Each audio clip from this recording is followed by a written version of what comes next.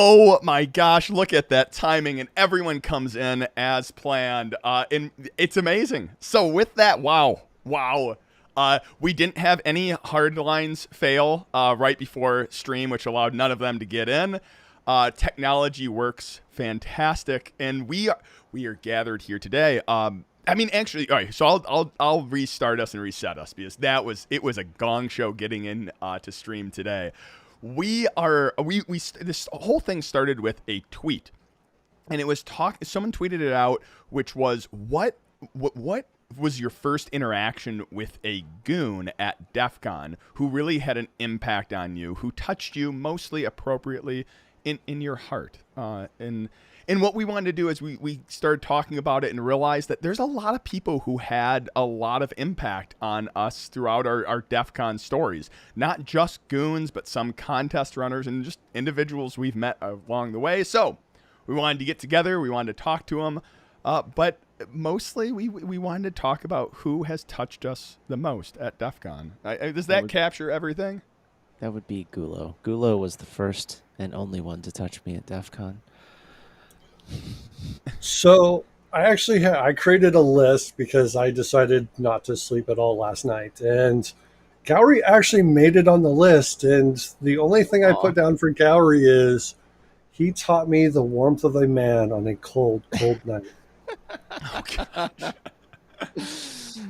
It never gets old. I like looking through chat too, man. We had a bunch of people hop on in here. Yeah, I don't know. How do you have an Ethernet cable? Like, this is the first time in my entire life I've had a physical Ethernet cable just go bad. Someone had to have tripped over it because I think it's unheard of. You've got kids that are probably chewing on it. Oh, I've definitely had them go bad at work, and then people will take them and put the bad ones back in the Ethernet cable bin for someone else to discover there's a bad Ethernet cable. So I will make one recommendation: throw that Ethernet cable out or recycle it or whatever you do with the old cables, because there is nothing more infuriating than going to get an Ethernet cable and then finding out that the Ethernet cable that you just got is bad. That's legitimately horrible. Like, cut it, kill it. I mean, talk about playing in production, by the way. Who has installed Windows 11, before stream? I'm just wondering, it had to reboot while we were jumping back in. My recommendation to viewers is don't download the Windows 11 beta cycle or whatever. It's in beta right now if you're on the Windows Insider program. And I'm stupid enough to be on the Windows Insider program. And so I just woke up one morning and I was like, oh, I guess I have Windows 11 now. And here's the thing. The reason why I went on Windows Insider to get access to Windows Subsystem for Linux and Windows Subsystem for Linux 2. And it was really good during that time. But I didn't know this before I joined. Once you are in the Windows Insider program, you cannot get out without reinstalling Windows on your machine. And I'm just way too lazy for that. And yeah, so I finally backed my entire stuff up on a separate drive, so it's going to happen eventually here soon. But yeah, I got forced over to Windows 11, and it has been quite the journey of for me internally, I can't imagine how different really is it. It doesn't feel any different, really. So why am I getting all of these weird glitches? How I don't understand. It's basically Windows 10, but it's worse. Oh my gosh. I'll spin us back to the topic. I'm gonna throw it to Gator. Gator, DEF CON's canceled, right, this year? Oh, and you're muted. We're gonna just let him talk and see how long it takes him to figure it out. Guest is muted. And he's gone. And he's gone. Oh, we hurt his feelings. Again, am I the only functioning human today? What the hell? Oh my gosh, that is the case? That's terrifying. Again, anyone who hasn't seen the stream before, this is a professional stream. We prep for this hours ahead of time with many, many tests and not just go live, and we have lost one of our beloved. So you know what? Did you I'll see the go. look on his face? Ah, Just no. he just And the funny thing is, like, Oh we'd like to say, gosh. like, oh, ha ha, ha, the virus thing, COVID, this is tough because of that. No, we would be doing it this way regardless. So it would be a shit show regardless. Hey, there we Oh go. gosh. Software, not hardware. So did I interrupt somebody's story on what their first interaction was with people at DEF CONs and how they were touched? Nope. Nope, go No? for it. No, please touch us So with your touching going story. with the touching story, so I nailed going to it. DEF CON the first couple times, you find out that there's this great big long line to be able to buy a physical badge, and if you want a physical badge versus one of those paper badges for the money that you're spending, you need to get there early. So we would go. Starting off years, we were way back in line because we didn't know any different. Following years, we learned, hey, let's do party line or the line con and start it. So we were up in the front for many years in a row. And over that time, I got to meet quite a few different goons and other individuals who would say, hey, why are you here? What are you doing? Do you want pizza? Or here, have this DefCoin wallet because DefCoin, that's cool. It's the crypto craze, right? Everybody's into that. But one of the years that sticks out the most to me, I've actually still got on my Twitter. I'll have to grab a picture.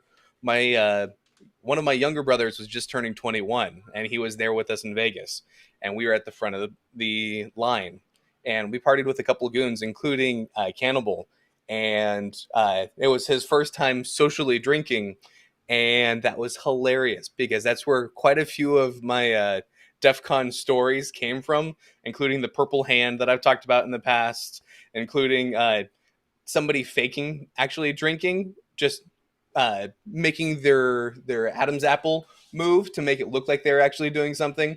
Everybody else getting messed up at the table, and the guy leaning over saying to my brother, he's like, hey, don't drink anymore. You've hit your limit. I'm here to help you. So just keep on going with these guys. And they got smashed. And these two guys, Double Barrel and Zark, were both just sitting there. Everything's fine. This is good. So I'll find a link. It was a lot of fun, though. Got many stories like that, but that's the one that sticks out the most to me. What about you, Gulo? I'm gonna throw it to you. Yeah, I have lots and lots of stories.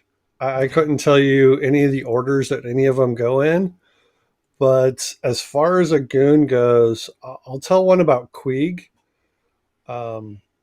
He so I've been going to DEF CON for a while. So DEF CON 7 was my first one, and some of us old timers go to Alexis Park for pre-DEF CON parties. It's been a few years since I've actually attended that, but there was one year, probably around DEF CON 17 or 18, we all got super drunk at the pool like we always do. And Queeg and some other person, I don't remember who he was, got really, really drunk, and they didn't have a place to stay. They were just going to sleep on the lawn chair. So I was like, hey, I've got a hotel room here. Just come crash with me. And so they're like, all right, cool. So I go in and I'm like laying down on the bed, getting comfortable.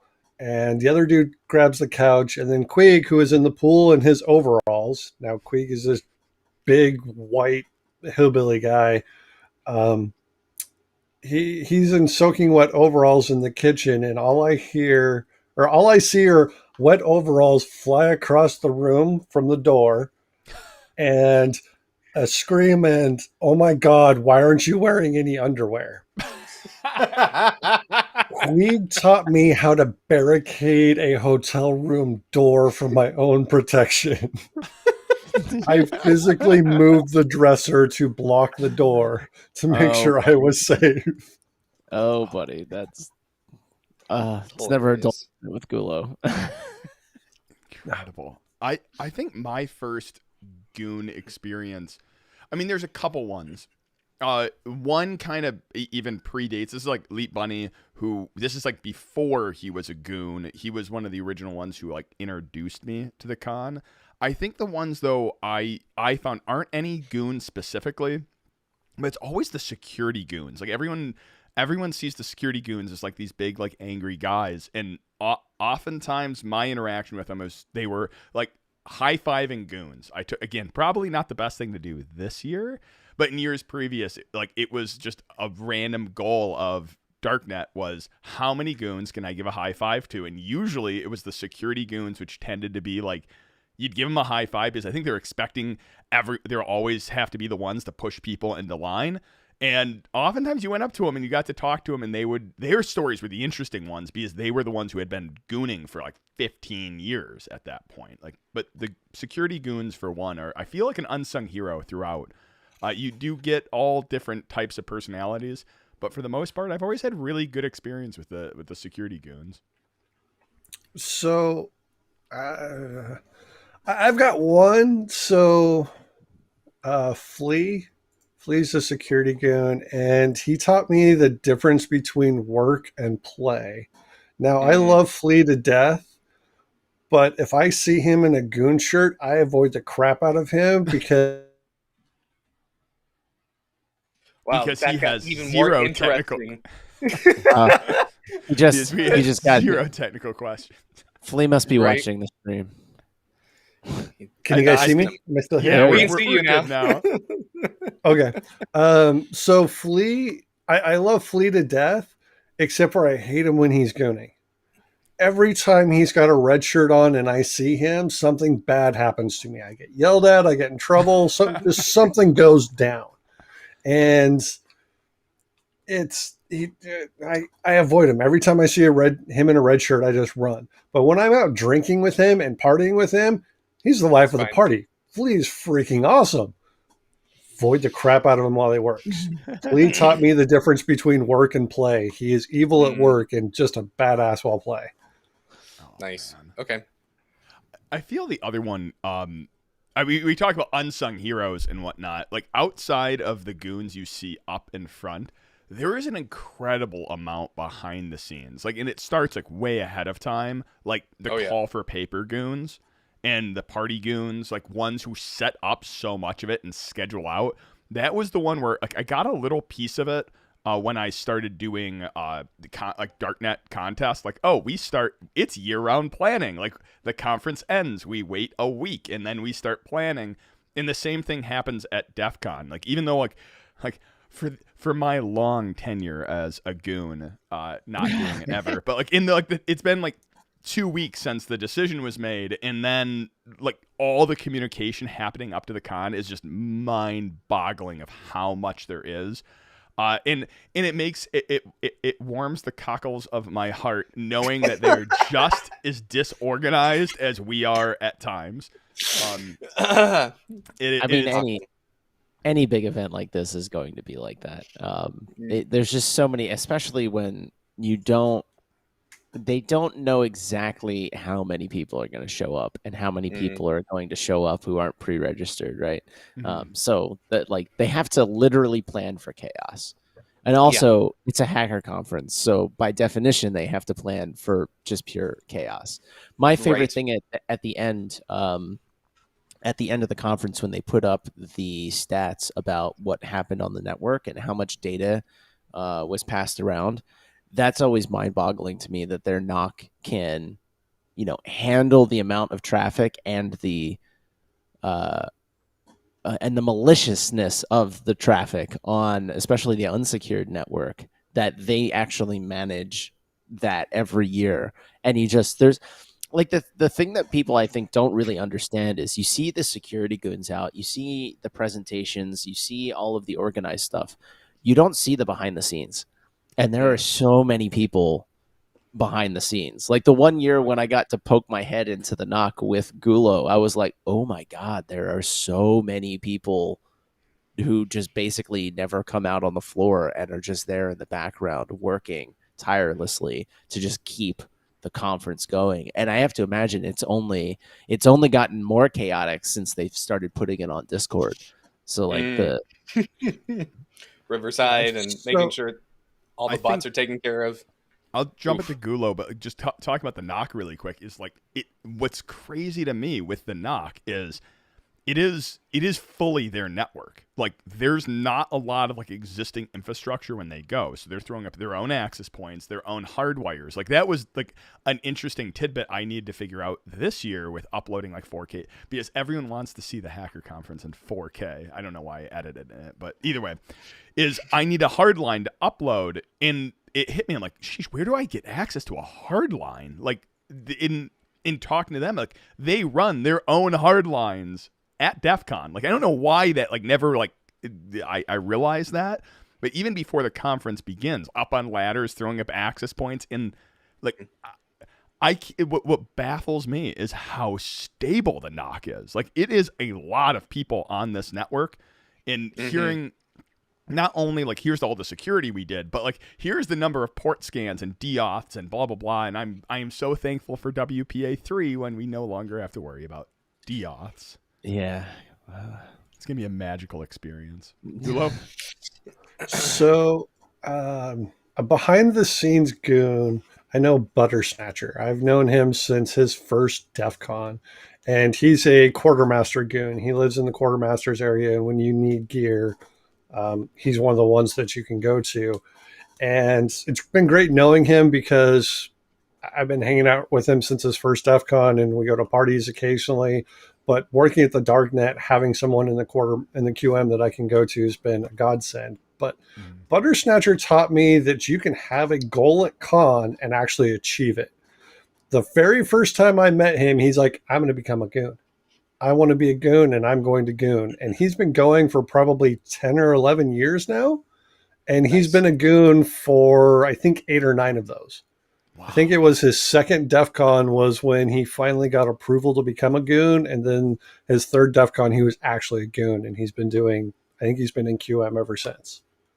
Nice. It is amazing how the conference last 2 years ago was like what, 33,000 people. It is amazing how big the conference is and how tight knit the goons are. Like while like I can't necessarily match the face, then you say the name, I'm like, oh yeah, I know who that is. Like how many there's few goons which do that. Like you say the name, like Noid. You say that one and everyone goes, oh yeah, I what was that? Priest. Yeah, Priest. Everyone knows who Priest is. And there's those few, and these are goons. Like there's still other ones like contest runners, like Scav Hunt. I'm gonna always shout them out because they just bring so much joy into my life. But again, not goons, contest runners, but any one of these goons who, like you mentioned, like it is just amazing to me that how small the conference starts to feel when you start naming some of these people. So I said Butter Snatcher, and somebody came to mind. What you're saying in general? I was just curious if you knew Butter Snatcher. I've heard the handle before, and it might have been the one you because you've mentioned it before. So that could have been it. That's the thing is like there is just there's so many goons at the conference, and so many like whether it's the content, because I've been so wrapped up in Darknet, it tends to be the contest ones like Grifter, who arranges a lot of the contest area, who I get to interact with. I am, again, selfishly, I'll throw this out. Like I am pumped this year because like one of my hopes is actually to do a ton of interviews with the goons, and I'm hoping the goon badge gives me a little bit of access, like getting into the knock to interview some of those guys, because they never get to get introduced. Like they're the seriously unsung heroes. They are the unsung heroes of DEF CON, and I feel like I'm that's like one of the ones I'm really excited to do video on, is just all the different goons and some of the responsibilities, because it's interesting to me that you meet one of them and you've never met one of them before, and you're like, oh, how long have you been coming to DEF CON? And they're like, about 20 years, and you're like, oh, whoops. So Grifter's an interesting one. I'm not going to say anything bad about Grifter. I fear for my life. But how many of you guys know Trevor? Hang on. So I've got to associate names to faces by going for 7 or for 12 years now. Some of them I know like the back of my hand. I posted a link for other folks who don't know into both YouTube and onto the Twitch stream.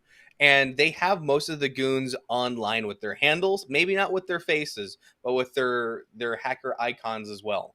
So if you haven't taken a look through this, they talk about the red shirts, they talk about the black shirts, both types of goons. And I'm trying to get down to see if Trevor's actually got a name to a face.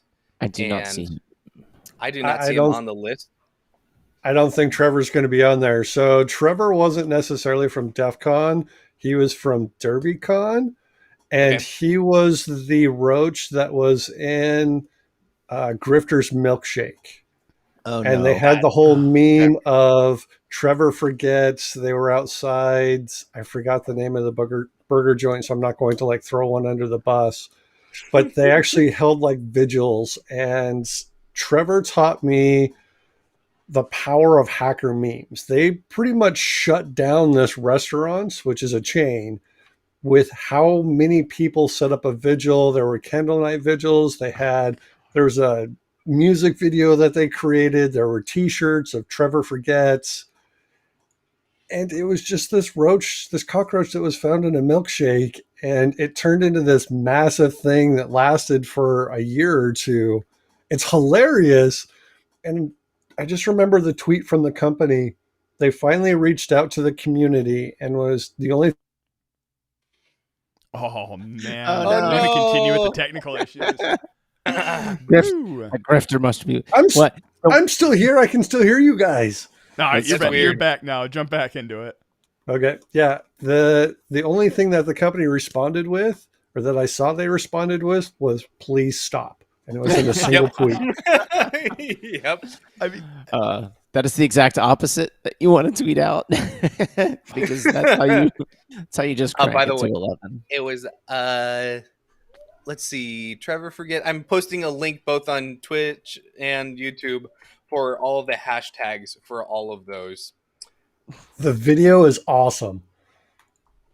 Fantastic. Yeah, wow. Dude, somebody has a license plate with Trevor Forget. oh, my God. Yep. That's amazing. You So many guys remember DEF CON? This one was like, this one drove everyone. Anyone who was a goon at DEF CON, I think it was 27. Yeah, it was DEF CON 27. The goons orchestrated what they called the Black Badge raffle. And Oh, yes. they singularly upset almost everyone. Like, all the goons were upset because the only way you could get the tickets for the raffle was from a goon, and none of the goons had any. And then they kept saying that anyone who says it's fake is lying to you, and that's what made, and that it just like they put just the morsels there to make the whole thing just go viral. Like, if anyone lies, if anyone says it's not going to happen, they're lying to you, and that's part of the game. You have to manipulate them to getting tickets. And I remember Skyria just like just losing it because she had like hundreds of people coming up to her asking for tickets. And then I remember sitting in the contest room when they were going to do this. And it wasn't like I was expecting, like, no, DEF CON does not give out black badges with a raffle. Like, I figured like everyone should know this by now. Yeah. And then it was like 600 people showed up in the room. Like, they crammed into the room. And then I just see Grifter get up. He's like, by the way, you guys are all fools. We're not giving away a black badge. And then it was like all this build up and then a letdown in about 10 seconds. And it was just like, if I remember, there was a non-trivial number of people at the back of the room that were just like, yeah. and to be clear, the funny thing is, like, something that's missing out here, they got like the carnival tickets. They got carnival tickets printed up and they were giving them out. So it looked legitimate. And that was like, I think I have one laying around somewhere. That's one of my favorite souvenirs. So the goon that started that's actually a friend, and if he's watching this, I'm sorry. I talk to you every year, and honestly, I haven't remembered your name in like the past 7 years. That's always because I'm a bad person. But he's one of my friends, and he started gooning. He did scav hunt for the longest time, and once his team won scav hunts, he flipped over to becoming a goon. And he was like one of the old school scav hunt guys, and he's cool as hell. But I remember him coming up to me and he handed me a roll and he's like, dude, you want to win a black badge? I was like, you're so full of shit. And he's like, yeah, I know. DT's pissed at me because he found out before he was supposed to. I But love that's the DEF CON shenanigans, man. No, Let's man, be it's honest. I think this is- Fantastic. it's so funny to me that there's two layers. You start off as a human and you ask the question like, what can I do? Like, am I able to do this without upsetting a goon? Like, am I allowed to do this without upsetting a goon?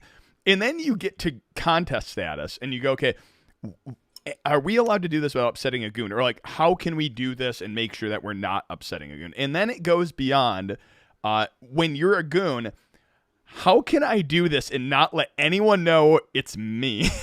Exactly, right? So, Yeah, so but then you have something like this that was going around a couple of years ago. Yeah, dude. Yep. Those are the best. Grifter said I could do this. Yep. So Nikita, I love Nikita. She never remembers me until I do something bad, and then she's like, you. Yep. Uh, I can account for this. I was standing next to Gulo when we were walking into DEF CON. Everything's cool. Hey, we're part of Darknet. Literally the next day, I'm walking with Gulo, and it's like, oh, you're that guy. The mood completely changed. It's like, okay, Gulo is not lying when it comes to this. This is absolutely 100% true. So I love Nikita to death. She's like the coolest person. She's one of the coolest people that I know at DEF CON by far. She taught me the fine line between compassion and discipline. She knows, and there is a very fine line. She's literally the coolest person until you cross some, I would say imaginary line, but I'm pretty sure it's a nice big wide line that you have to do lots of bad things for it to cross. Takes multiple steps to cross that line. Multiple steps to cross that line, but when you do, she goes from like the coolest person to you're going to jail. And that's when As you she just should. turn around and take off running. As they all should. It's And funny. I make always- sure to donate to EFF so you make sure you have representation. Just saying. Yes. One incident that involved Nikita bailing my ass out was the casino wanted to arrest me and I was running. I disappeared into the crowd while they were fighting with Nikita and the rest of the goons and went immediately to the EFF and ACLU to lawyer up and be like, hey, you guys will protect me if I need a lawyer, right? Does that account for anything that's happened in the past 20 minutes? All right, hold on. Not 24 hours. Because I'm gonna call BS on something. How do you, of all people, disappear in a crowd? I'm stealthy as shit, dude. Come on. It's like your knees would be killing you from crouching down. Yeah, no, I crawled out of there. It was while they were fighting. No, hold well, on. His, there his was, knees wouldn't hurt. He has his fuzzy leg warmers to keep his knees That's protected. true. Yeah, I could it just see him was- slurp into the crowd and then just go, just people moving to the side. the goons. It wasn't actually the goons that found me first. It was hotel or casino security that found me first. And then the goons got involved, and there may have been a large crowd that formed and a bunch of pushing. And then as everyone just kept arguing and yelling, I just slowly backed into the cloud and morphed away. Yep. I feel like Now, in all fairness, there were 4 or 5 of us at that time. So I wasn't the only bad person. I was possibly the ringleader, depending on who you ask. You can't admit to these things on stream, Gulo. Oh, I mean, no. The statute of limitations. This was like well over a decade ago. I'm good. goodness. The thing I just have to laugh because before when we were trying to figure out a topic, we had like the unsung heroes because we know there's just so many people. But like one of the topics I had was going to be DEF CON dumb ways to die or get kicked out, and then we realized we're like, no, that's going to turn into like an idea stream for people to actually do these things. So I literally have on my list Richo, who's not a goon. I believe he's spoken at DEF CON. Richo taught me that I'm going to die young, and most likely very young. Him and I did a lot of stupid things. We got drunk and we rock climbed. We started to rock climb the outside of the oh crap, what was Riviera? the Riviera. Yep. Yeah. We got really drunk and we were like free climbing the building because it had a nice facades. We poisoned ourselves at con a couple of times. We may or may not have broken into a hotel, and In and Out may not have spontaneously burst into flames. We may or may not have attempted to race drag bikes while we were completely hammered. It was Richo taught me I'm going to die very, very young because of my poor choices in life. Incredible. I feel like within con there's pre-con goons who do so much, and then it's the I feel like everyone gets their critical moment where they have to do so much work at different phases in the con. Obviously, call for papers is before con even starts. Security goons is kind of during con, and then you have like quartermaster, which just gets crushed in the beginning and crushed in the end. And every one of those kinds of brings a different perspective. I'm spinning though to contest because there's so much staff beyond the goons, and I think villages is one which I think would be worth talking about. And then probably contests as well. The villages, there's like the lockpicking village, which mostly is run by a few individuals. You have the wireless, the social engineering. Some of those aren't happening this year, but man, that one is also just a remarkable amount of setup. And oftentimes they're not able to leave everything set up, so they're ripping it down and spinning it back up. But I would say when social engineering village started, because that started small, the guys who ran that thing, man, I don't know the main person's name, which is horrible because he was one of like the developers. What was it? Chris Hadanaki? Chris Hadanaki. He is like one of the most friendly people you can meet. And it's funny because everyone's like, oh, well, he's just social engineering you. It's like, no. Like that one of the biggest traits of a good social engineer is not someone who's manipulated. There's people like who can become your friend very quickly. And it's not because they're manipulating. It's because that's what their personality is like. It's infectious. And man, he is just an infectious personality. I love that guy. He's fantastic. Absolutely. And Yep. I was going to say real quick before I jump into him, the village runners, like some people don't really appreciate that every village is also basically a con within the con all by itself. Yep. They have their own talks, they have their own events, they have, obviously they're coordinating with a larger con for connectivity and things they need, but they bring a lot of the gear. It's almost just its own little sub con that they set up, and it takes a lot of work. We know it takes a lot of work from running Darknet.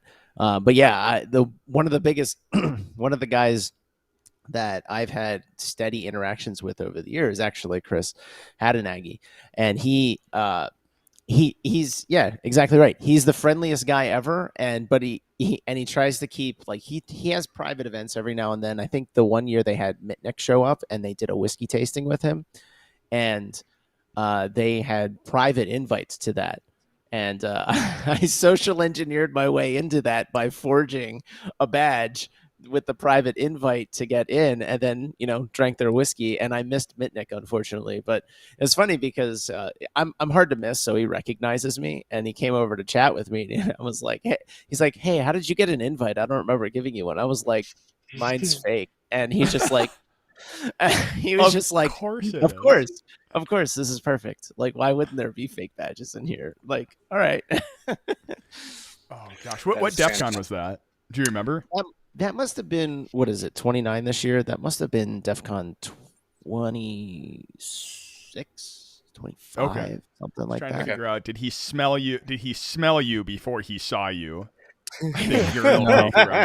No, this one might have been the same year as McAfee, if I remember it correctly. That was a Riv. It might not have been, but I do remember Rio. I do remember. Maybe it was the Rio. Maybe it was that early. Yeah, I think you're right. They all kind of blend together over time. Well, I made a horrible mistake with Hacker Warehouse. I was talking to Garrett over there, and I had been going back and forth with him about a shortcut through the pool, and I was like, yeah, like, you do it here because he was staying in Paris, and I'm like, oh yeah, you go across the pool, you do this, and halfway through the conversation, he's like, are you sure you're not talking about Caesars? I'm like, oh, you learn all these shortcuts across all the different hotels. Oh, yeah. And then I swear, DEF CON, half the reason they keep moving hotels has nothing to do with growth. It has to do with just keep tripping people up so they don't remember any of the shortcuts around. Because you always find shortcuts around the Goons. Like in the contest area, Caesars was great. There was a secret elevator you'd take up, go across the 6th floor, and take down, and you'd get into the contest area in a way that you wouldn't be stopped by any Goons. And as a contest runner, we don't get all the contest badges, so some of us have to like get called through and whatnot. Yeah. So You're not supposed to talk about that. Like, don't tell people about the elevator. But it was like you find these secrets, and it's just I am going 2 parts with the hotel because they keep moving around. Paris Bally's twice now. I have like gone the entire conference doing like the biggest, longest route where it takes like 50 minutes to get all the way around to find out the last day there's a shortcut straight through, which I've been missing. Like, we need to share this information very much so across. You've been holding out on me? Like, what? There's all kinds of shortcuts, dude. Haven't you like gone through the back areas? I mean, I was Barbara for an entire con, and I just walked wherever I wanted to. That's amazing. That's right. Oh, we got to bring up the Barbara picture. Give me a second. Oh God, there's a picture. Oh, you know, there's a picture. All right. So going back to villages, Neon's in the crypto village. And Neon taught me that friends can be assholes. There was... I'm not going to forget this. You guys need to appreciate Gulo is saying this. There was an auction for the EFF. They were auctioning something off, and I think it was a lockbox or something. So I was bidding on it. And I'm just sitting in the back, and I'm bidding. And then somebody else off to the side was bidding, and then I would bid, and then they would bid. And we just went back and forth for like $100, maybe $200. And finally, I looked over at who it was, and it was Neon. He wasn't even looking at the stage. He was just staring directly at me. The whole time, I'm like, really, dude? You don't need... You really? That's how we're playing this? Oh, fantastic. There's the picture, Silk for. I mean, I can't drag the tweet on over to the thing. Okay. If you pull the image, I can. I'll just upload the image.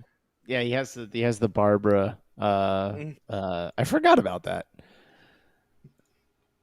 Yeah, that's how you made it across the con so fast. Oh.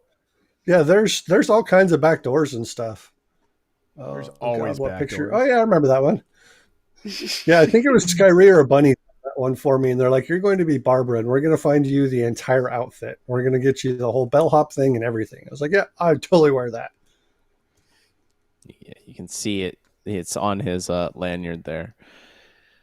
All right. Incredible. What? So- So contest runners in villages. Who have we not talked about? I've got one that I can't remember the person's name. He was the one that had leukemia and almost died. I was scrolling through the memorandum, and it just reminded me of it. So the guy that started Blood Code at DEF CON, he was part of Ninjatel. I'm sorry, I can't remember your name if you watched the stream. Don't worry, no one watches the stream. Yeah, that's what I'm thankful for. Super cool dude. Love the guy. He's part of Ninjatel.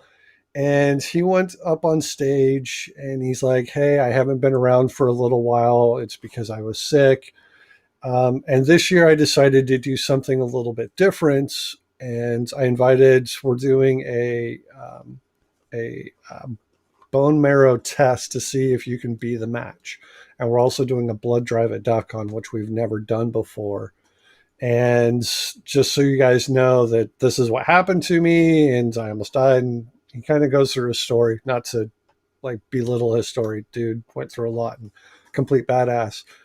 But all I remember from that con after his speech was at the end of the con, they had the lady from the blood drive, the head nurse or whatever she was called, come in, and she was in tears on stage.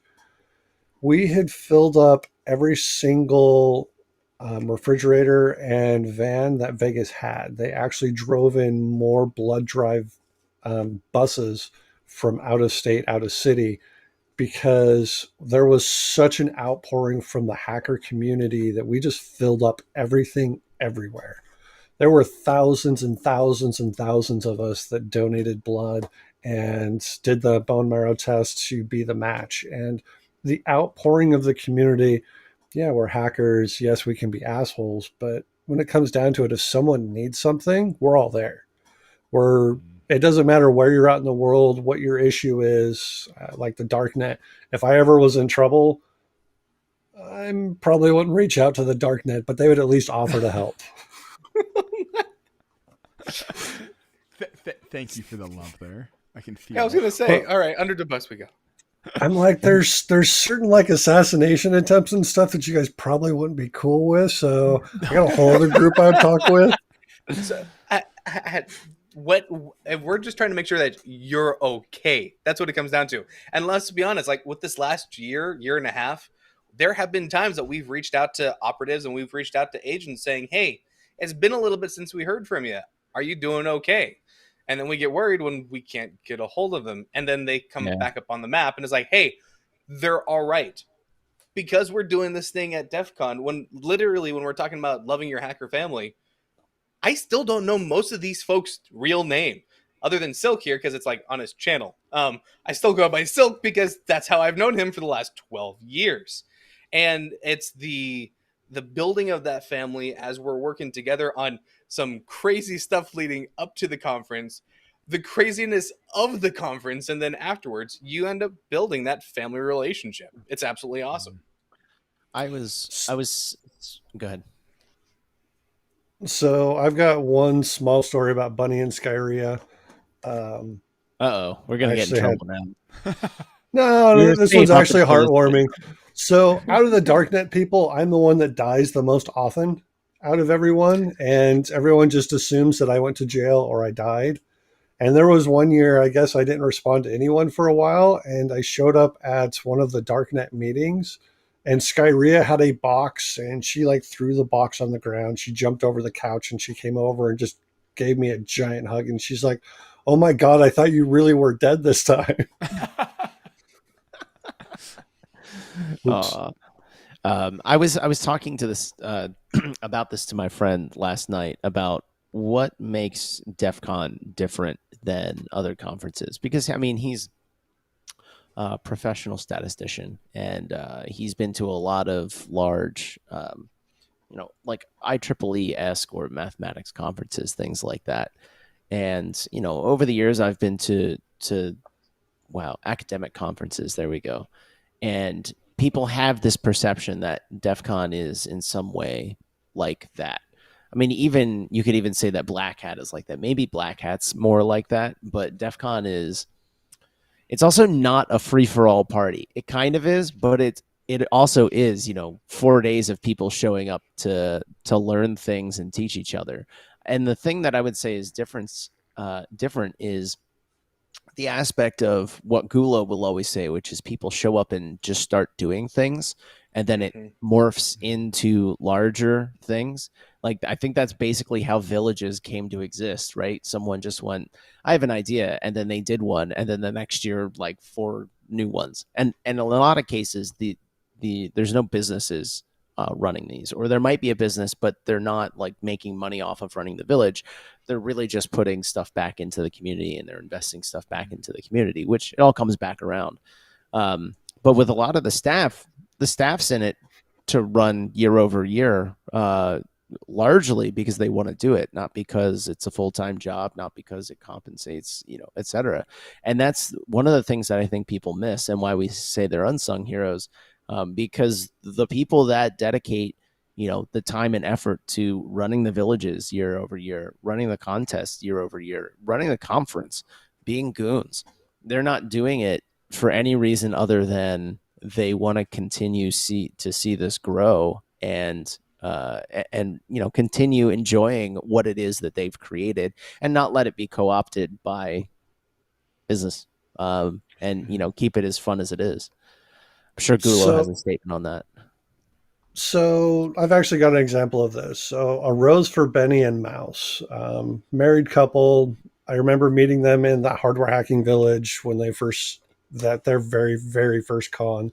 It was the one where we did the electronic badges that were the Egyptian motif. Yes. And those were the badges that you could turn into laser tag later on. And so I taught them how to solder. I taught them how to fix their badges, and they were flashing their badges. Yep, those ones. And that was the year that there was several extra badges. And I hung out with Mouse and Benny for most of the con. We went to the Toxic Barbecue. We went to parties.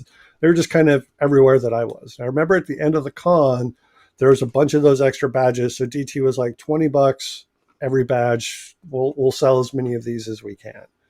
And they were sitting there and they're like, oh, I'd like to get another badge or two. And I was like, why don't you? They're like, oh, we don't really have the money. So I was like, it's $20. Here's a bunch of badges. Go have fun. Now so I see Benny and Mouse pretty much every year that they go now. I love both of them. I now have a godson, which is scary because of them. But Benny, the next year, when she came back to con, she helped to set up DEF CON, which was DEF CON is in Hard of Hearing Con. And she started it's one of the things that I donate to every year to bring sign language interpreters to the conference so that it's more inclusive of people that are actually deaf. And I worked with her for several years making darknet challenges using sign language. And not only was she a really good friend, she came back to the con and she's like, I'm going to do something for everyone here. And I met a lot of great people like Blue and Blue's wife. I'm sorry, I don't remember your name. Blue's wife was one of the interpreters, one of the sign language interpreters. And I used to hang out with her all the time. And then that's how I met Blue. And then Blue became part of the Darknets. And yeah, we're all a giant family, a drunken, dysfunctional family, but we're still family. Yes, it's American Sign Language, Shadow.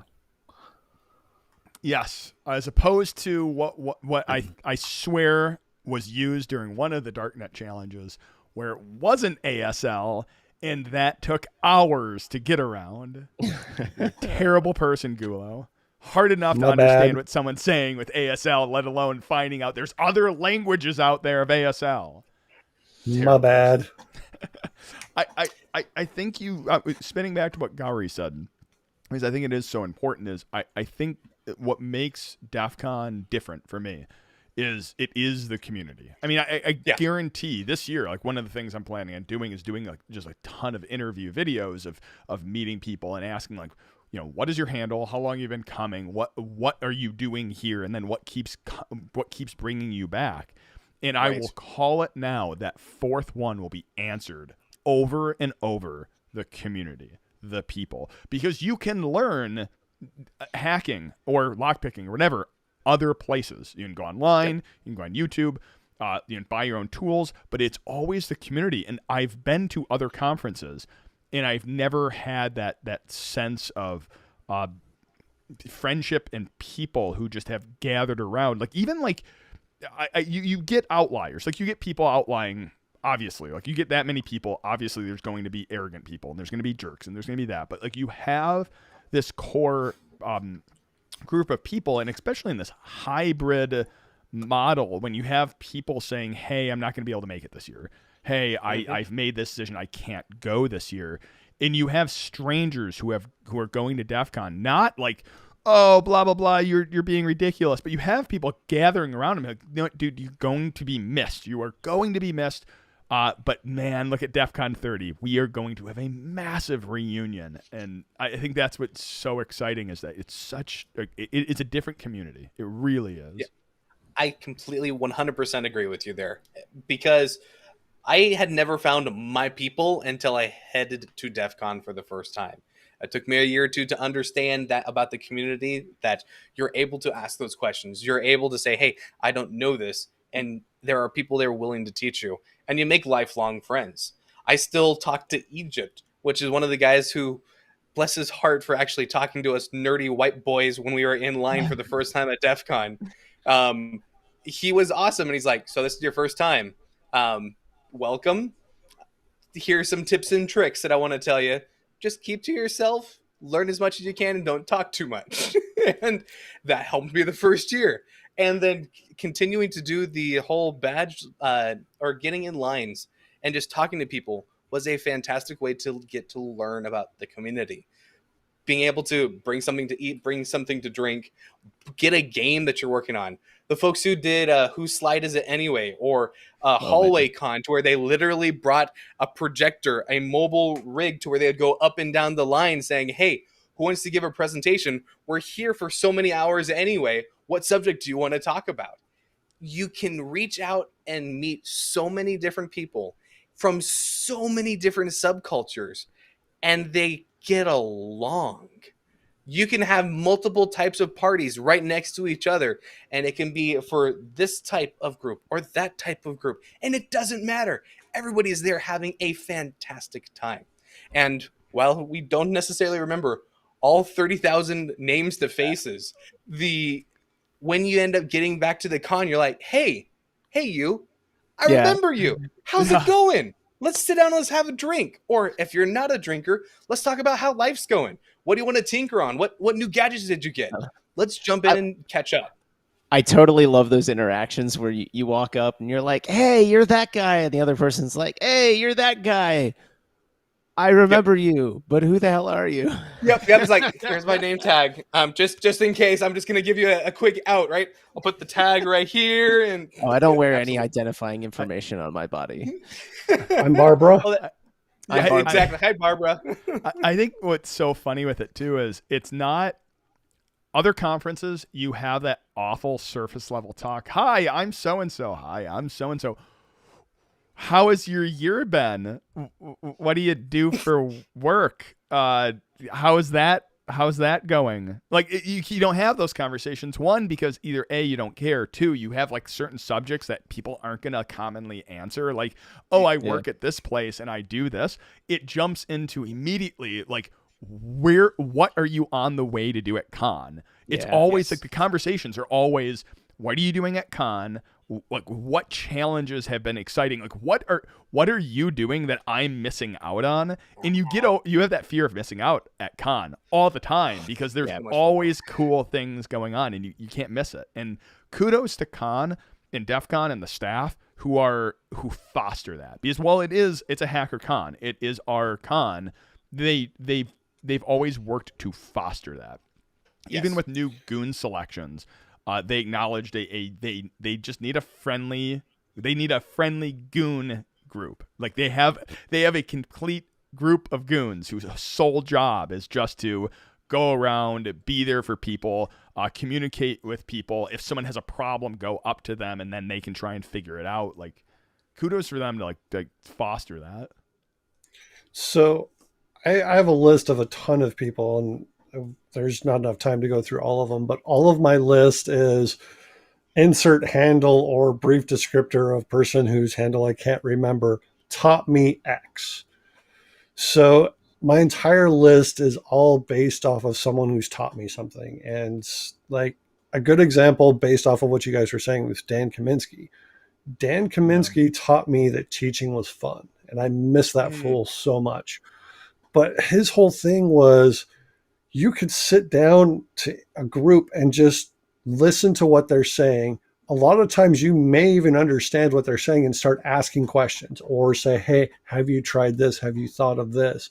And a group forms around you and people just are drawn in to the type of energy that you're giving off. If you're really excited about doing something at con, do it. people will come, people will follow you, people will do things. I do dumb stuff all the time, and it's usually me starting off. And then I have like a posse or a group that forms, and usually they take it a lot farther than I do, as long as it's legal. Most of the illegal stuff, it's just very few people follow me, or at Gulo least having while a they're posse following. is a terrifying idea.